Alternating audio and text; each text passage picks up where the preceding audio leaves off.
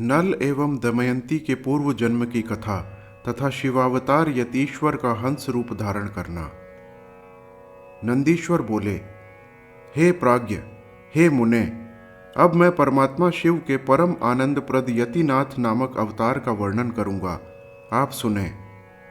हे मुनीश्वर, पूर्व काल में अर्बुदाचल नामक पर्वत के समीप भिल्ल वंश में उत्पन्न आहुक नामक एक भील रहता था। उसकी पत्नी का नाम आहुका था, जो अत्यंत पतिव्रता थी।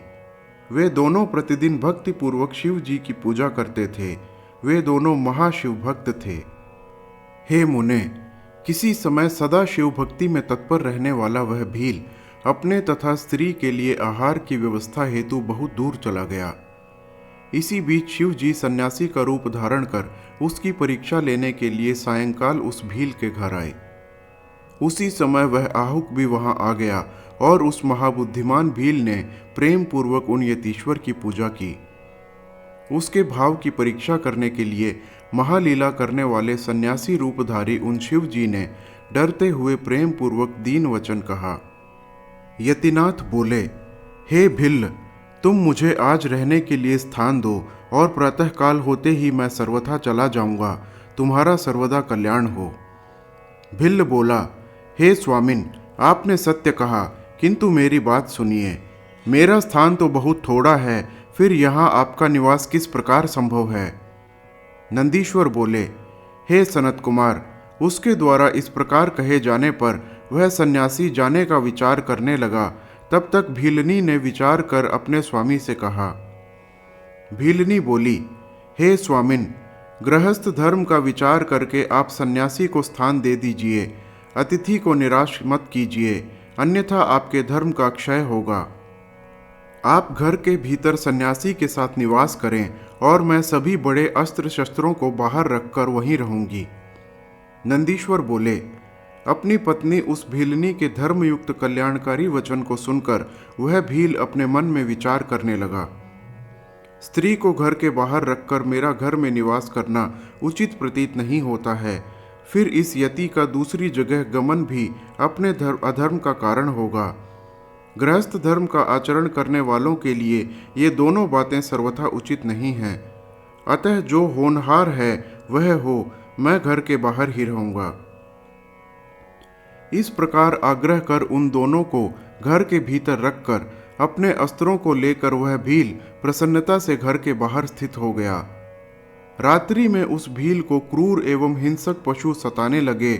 उसने भी अपनी रक्षा के लिए उस समय यथाशक्ति महान प्रयत्न किया। इस प्रकार यत्न करते रहने पर भी प्रारब्ध प्रेरित हिंसक पशुओं ने बलपूर्वक उस बलवान भील को खा लिया। प्रातःकाल उठकर सन्यासी हिंस्र जंतुओं से भक्षित उस वनेचर भील को देखकर बड़ा दुखी हुआ। सन्यासी को दुखी देखकर वह भीलनी भी बहुत दुखित हुई, किंतु धैर्य से अपने दुख को दबाकर वह वचन कहने लगी। भीलनी बोली, हे यते, आप शोक क्यों कर रहे हैं? इनका कल्याण हो गया, ये धन्य हो गए, कृतकृत्य हो गए, जो इस प्रकार इनकी मृत्यु हुई। हे यते, अब मैं भी इन्हीं के साथ अग्नि में भस्म होकर सती हो जाऊंगी। आप प्रेम पूर्वक चिता तैयार कराइए, क्योंकि यही स्त्रियों का सनातन धर्म है। उसकी यह बात सुनकर और इसी में उसका कल्याण समझकर उस सन्यासी ने तत्क्षण ही चिता तैयार कर दी और वह अपने धर्म के अनुसार उसी में प्रविष्ट होने के लिए उद्यत हुई। इसी अवसर पर साक्षात शिवजी ने सामने प्रकट हो गए। धन्य हो, धन्य हो, इस प्रकार से प्रेम पूर्वक प्रशंसा करते हुए शिव जी उस भीलनी से कहने लगे। हर बोले, हे अनघे, मैं तुम्हारे आचरण से प्रसन्न हूँ। तुम वर मांगो, मुझे तुम्हारे लिए कुछ भी अदेय नहीं है। मैं इस समय विशेष रूप से तुम्हारे वश में हूँ। नंदीश्वर बोले, शिव जी के उस परमानंददायक वचन को सुनकर वह विशेष रूप से सुखी हुई और उसको कुछ भी स्मरण नहीं रहा। उसकी इस अवस्था को देखकर शिव जी बहुत प्रसन्न हुए। प्रभु शिव ने उससे पुनः कहा कि वर मांगो। शिव जी बोले, यह मेरे रूप वाला यति अगले जन्म में हंस होगा और तुम दोनों का पुनः संयोग कराएगा। यह भील निषद नगर के राजा वीरसेन का नल नामक महाप्रतापी पुत्र होगा, इसमें संशय नहीं है। और हे अनघे, तुम विदर्भ नगर में भीमराज की कन्या होकर परम गुणवती दमयंती नाम से विख्यात होगी। तुम दोनों ही बहुत काल पर्यंत यथेष्ट राज्य सुख का भोग करके योगीश्वरों के लिए दुर्लभ मुक्ति को निश्चित रूप से प्राप्त करोगे। नंदीश्वर बोले, ऐसा कहकर शिव जी उसी समय लिंग रूप में प्रकट हो गए। उनके द्वारा परीक्षा करने पर भील धर्म से विचलित नहीं हुआ, इसीलिए वह लिंग अचलेश इस नाम से प्रसिद्ध हुआ। हे तात, वह आहुक भील निषद नगर में वीरसेन का पुत्र नल नाम का महान राजा हुआ। उसकी पत्नी आहुका भीलनी विदर्भ नगर के राजा भीमसेन की पुत्री दमयंती नाम से प्रसिद्ध हुई। ये शिवावतार यतीश्वर भी हंस रूप में अवतरित हुए, जिन्होंने दमयंती का विवाह नल के साथ करवाया। पूर्व समय में उनके द्वारा किए गए सत्कार रूप महापुण्य के कारण प्रभु शिवजी ने हंस रूप धारण कर दोनों को महान सुख दिया।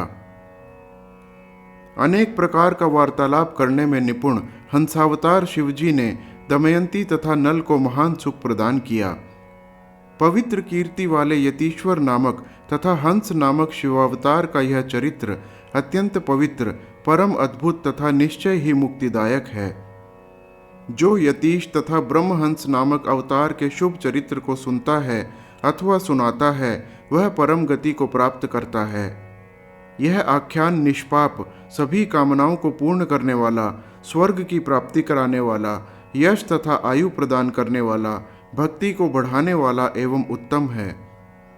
यतीश्वर तथा हंस रूप शिव का यह चरित्र सुनकर मनुष्य इस लोक में सभी सुखों को भोग कर अंत में शिवलोक को प्राप्त करता है।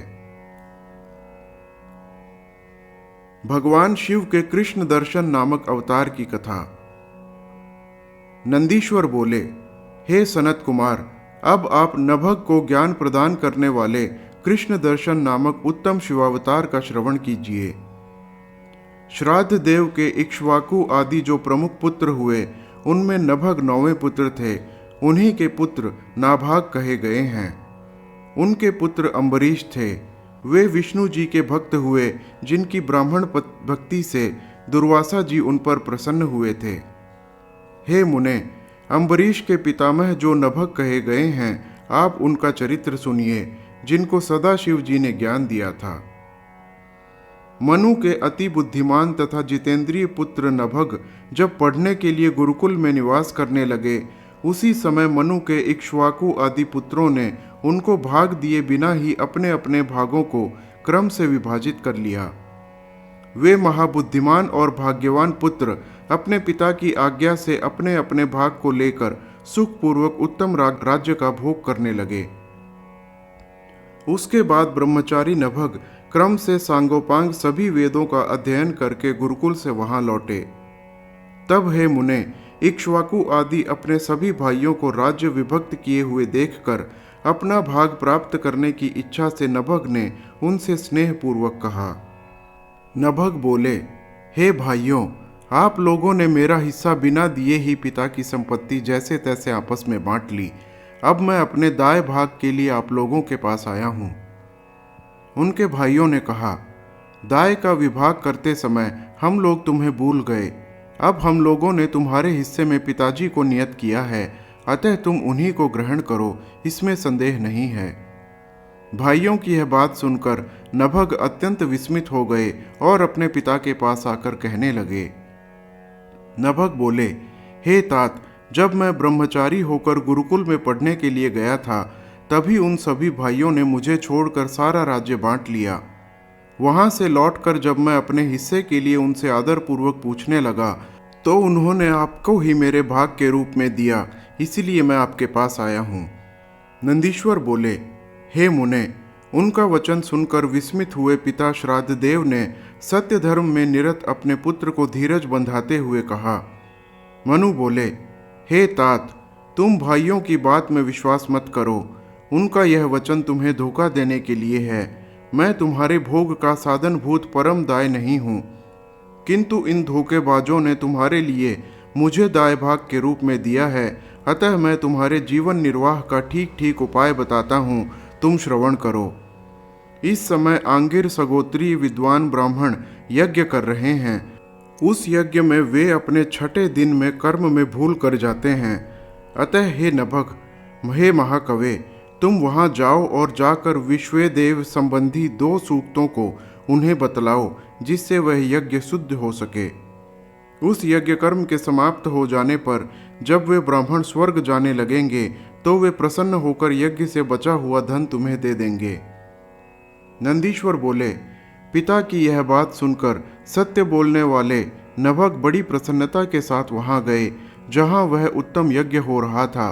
और हे मुने, उस दिन के यज्ञ कर्म में उन परम बुद्धिमान नभग ने विश्वेदेव के दोनों सूक्तों को स्पष्ट रूप से कहा।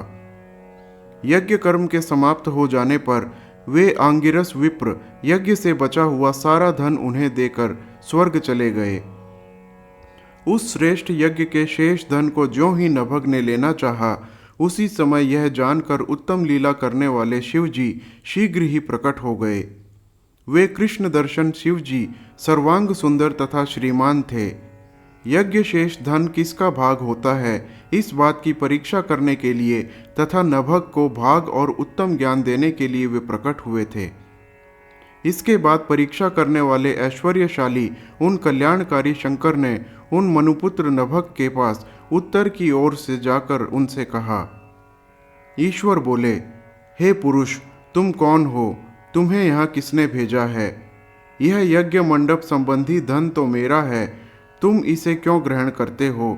मेरे सामने सत्य सत्य बताओ। नंदीश्वर बोले, हे तात, मनुपुत्र कवि नभग ने उनका वचन सुनकर अत्यंत विनम्र होकर उन कृष्ण दर्शन पुरुष से कहा। नभग बोले, यज्ञ से प्राप्त हुए इस धन को ऋषियों ने मुझे दिया है। हे कृष्ण दर्शन, आप अब इसे लेने के लिए मुझे क्यों मना करते हैं? नंदीश्वर बोले, नभग द्वारा कहे गए सत्य वचन को सुनकर प्रसन्नचित्त कृष्ण दर्शन पुरुष ने कहा। कृष्ण दर्शन बोले, हे तात, हम दोनों के इस विवाद में तुम्हारे पिता प्रमाण हैं। जाओ और उनसे पूछो, वे जो कुछ भी कहेंगे वही सत्य रूप में प्रमाण होगा। नंदीश्वर बोले, हे मुने, उनका यह वचन सुनकर मनुपुत्र कवि नभग अपने पिता के पास आए और प्रसन्नता से उनके द्वारा कही गई बात के विषय में पूछने लगे। तब उन श्राद्धदेव मनु ने पुत्र की बात सुनकर शिव जी के चरण कमलों का स्मरण किया और वस्तु स्थिति को समझकर उससे कहा। मनु बोले, हे तात, मेरी बात सुनो। वे कृष्ण दर्शन पुरुष साक्षात शिव हैं। सब वस्तु उन्हीं की है और विशेषकर यज्ञ से प्राप्त वस्तु उन्हीं की है। यज्ञ से बचा हुआ भाग रुद्र भाग कहा गया है। उनकी प्रेरणा से कहीं कहीं बुद्धिमान लोग ऐसा कहा करते हैं। वे देव ईश्वर ही यज्ञ से बची हुई सारी वस्तु के अधिकारी हैं, इसमें संदेह नहीं है। उन विभु की इच्छा से परे है ही क्या? हे नभग, तुम्हारे ऊपर कृपा करने के लिए ही वे प्रभु उस रूप में आए हुए हैं। तुम वहां जाओ और अपने सत्य से उन्हें प्रसन्न करो। अपने अपराध के लिए क्षमा मांगो और भली भांति प्रणाम करके उनकी स्तुति करो। वे शिव ही सर्व प्रभु, यज्ञ के स्वामी एवं अखिलेश्वर हैं। हे तात, ब्रह्मा, विष्णु आदि देवता, सिद्धगण एवं सभी ऋषि भी उनके अनुग्रह से सभी कर्मों के करने में समर्थ होते हैं। हे पुत्र श्रेष्ठ, अधिक कहने से क्या लाभ? तुम वहां शीघ्र जाओ, विलंब मत करो और सर्वेश्वर महादेव को सब प्रकार से प्रसन्न करो। नंदीश्वर बोले, इतना कहकर श्राद्ध देव मनु ने पुत्र को शीघ्र ही शिव जी के समीप भेजा। वे महाबुद्धिमान नभग जी भी शिव जी के पास शीघ्र जाकर हाथ जोड़कर सिर झुकाकर उन्हें प्रणाम करके अति प्रसन्नचित्त होकर विनयपूर्वक कहने लगे। नभग बोले, हे ईश, इन तीनों लोकों में जो भी वस्तु है वह सब आपकी ही वस्तु है। फिर यज्ञशेष वस्तु के विषय में क्या ही कहना, ऐसा मेरे पिता ने कहा है। हे नाथ, मैंने अज्ञानवश भ्रम से जो वचन कहा, मेरे उस अपराध को आप क्षमा करें। मैं सिर झुकाकर आपको प्रसन्न करता हूँ। ऐसा कहकर वे नभग अत्यंत दीन बुद्धि होकर हाथ जोड़कर विनम्र हो उन कृष्ण दर्शन महेश्वर की स्तुति करने लगे। शुद्धात्मा महाबुद्धिमान श्राद्धदेव भी अपने अपराध के लिए क्षमा याचना करते हुए विनम्र हो हाथ जोड़कर उन शिव जी को नमस्कार करके उनकी स्तुति करने लगे। इसी बीच ब्रह्मा, विष्णु, इंद्र आदि देवता, सिद्ध एवं मुनिगण भी वहां आ गए और महोत्सव करते हुए वे सब भक्ति से हाथ जोड़कर पृथक पृथक भली भांति प्रणाम कर विनम्र हो उनकी स्तुति करने लगे। इसके बाद कृष्ण दर्शन रूपधारी सदाशिव ने उन देवताओं तथा मुनियों को कृपा दृष्टि से देखकर प्रेम पूर्वक हंसते हुए नभग से कहा। कृष्ण दर्शन बोले, तुम्हारे पिता ने जो धर्मयुक्त वचन कहा है बात भी वैसी ही है और तुमने भी सारी बात सत्य सत्य कही, इसीलिए तुम साधु हो, इसमें संशय नहीं है। अतः मैं तुम्हारे इस सत्य आचरण से सर्वथा प्रसन्न हूँ और कृपा पूर्वक तुम्हें सनातन ब्रह्म का उपदेश करता हूँ। हे नभग, तुम यज्ञकर्ता ब्राह्मणों सहित शीघ्र ही महाज्ञानी हो जाओ। अब मेरे द्वारा प्रदत्त इस समस्त यज्ञशेष सामग्री को तुम मेरी कृपा से ग्रहण करो। हे महामते, तुम निर्विकार होकर इस संसार में सभी प्रकार का सुख भोगो। मेरी कृपा से तुम यज्ञकर्ता ब्राह्मणों के सहित सद्गति प्राप्त करोगे। नंदीश्वर बोले, हे तात, सत्य से प्रेम करने वाले वे भगवान रुद्र ऐसा कहकर उन सब के देखते देखते वहीं पर अंतर्धान हो गए। हे मुनि सत्तम, ब्रह्मा, विष्णु आदि वे समस्त देवगण आनंद से उस दिशा को नमस्कार कर प्रसन्नता पूर्वक अपने अपने धाम को चले गए। अपने पुत्र नभग को साथ लेकर श्राद्ध देव भी वहां प्रसन्नता से अपने स्थान को चले गए और वहां अनेक सुखों को भोग कर अंत में वे शिवलोक को चले गए। हे ब्रह्मन, इस प्रकार मैंने नभग को आनंद देने वाले कृष्ण दर्शन नामक शिवावतार का वर्णन आपसे किया। यह पवित्र आख्यान सज्जनों को भोग एवं मोक्ष प्रदान करता है। पढ़ने और सुनने वालों को भी यह समस्त कामनाओं का फल प्रदान करता है। जो बुद्धिमान प्रातःकाल तथा सायंकाल इस चरित्र का स्मरण करता है वह कवि तथा मंत्रवेत्ता हो जाता है और अंत में परम गति प्राप्त करता है। हर हर महादेव।